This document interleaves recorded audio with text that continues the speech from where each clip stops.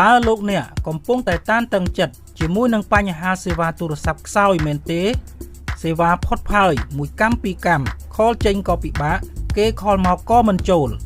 បើអ៊ីនធឺណិតវិញដើរយឺតប្រើបណ្ដាញសង្គមអ្វីក៏មិនកើតពេលបើកវីដេអូម្ដងដើរតាក់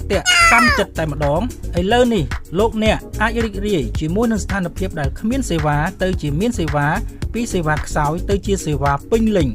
អាច call និងនិយាយទូរស័ព្ទដោយសំឡេងច្បាស់លាស់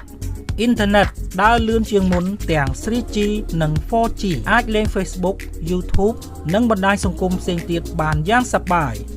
ចំណែកសិស្សនិស្សិតក៏អាចរៀនតាម Zoom បានយ៉ាងរលូនសូមជ្រើសរើសឧបករណ៍ជំនួយសេវា Signal Booster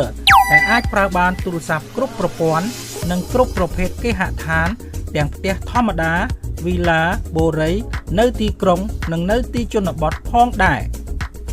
អ្វីដែលពិសេសគឺគ្មានចំណាយប្រចាំខែដំឡើងតែម្ដងអាចប្រើបានជារៀងរហូតចំណេញពេលវេលាចំណេញថវិកាហើយសមាជិកគ្រួសារក៏ទទួលបាននូវភាពសប្បាយរីករាយប្រញាប់ឡើងគ្រាន់តែចុច share វីដេអូនេះលោកអ្នកនឹងទទួលបាន promotion បញ្ចុះតម្លៃ 10% រួមទាំងការដឹកជញ្ជូន25ខេត្តក្រុងដោយឥតគិតថ្លៃព័ត៌មានបន្ថែមសូមផ្ញើសារឬ call មកយើងខ្ញុំឥឡូវនេះ